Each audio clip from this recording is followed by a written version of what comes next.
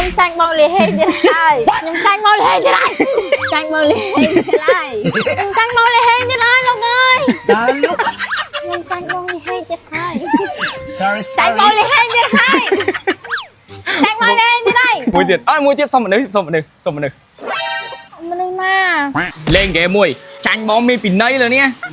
ពីណីលហោណីពីណីទៀតនេះណាគេមកកែឡូហេវិសាលមកកែមែនបងឥឡូវបង្ហើបតិចចុះបណ្ដាចម្រៀងឈនសវណ្ណរាជច្បាស់ណាច្បាស់ 100% មានពីណីណាមិញពីណីមួយហើយអញ្ចឹងនៅមានមួយហ្គេមទៀតถ้าបើចាញ់ទៀតពីណី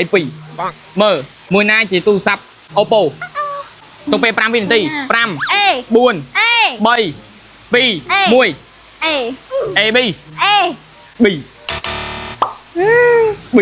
ឥឡូវទទួលពីណីទី1សិនអង្គុយនៅកន្លែងនេះហើយនិយាយថាខ្ញុំចាញ់បងលីហេងទៀតហើយខ្ញុំចាញ់បងលីហេងទៀតហើយខ្ញុំចាញ់បងលីហេទៀតហើយខ្ញុំចាញ់បងលីហេចាញ់បងលីហេទៀតហើយពីណីទី2និយាយអូនឯងនិយាយជើដូចគ្នាខ្ញុំចាញ់បងលីហេងទៀតហើយប៉ុន្តែទៅនិយាយប្រាប់អីក៏បានដែរយល់អត់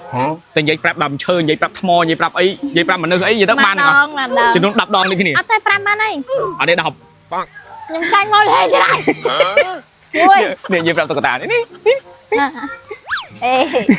អេនិយាយចិត្តទៅជាចាញ់បងលីហេទៀតហើយ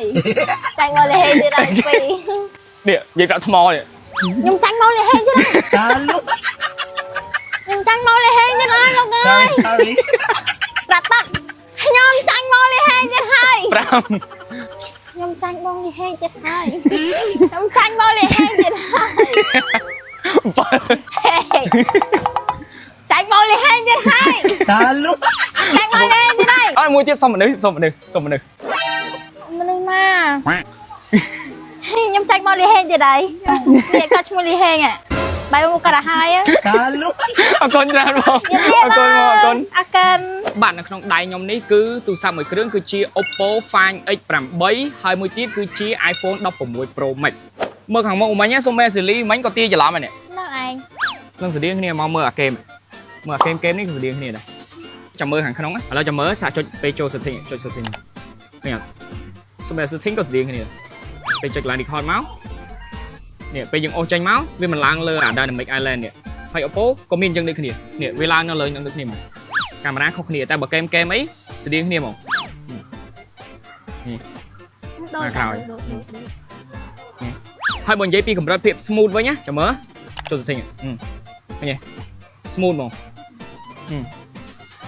ខប់សេរីស្អាតទេស្អាត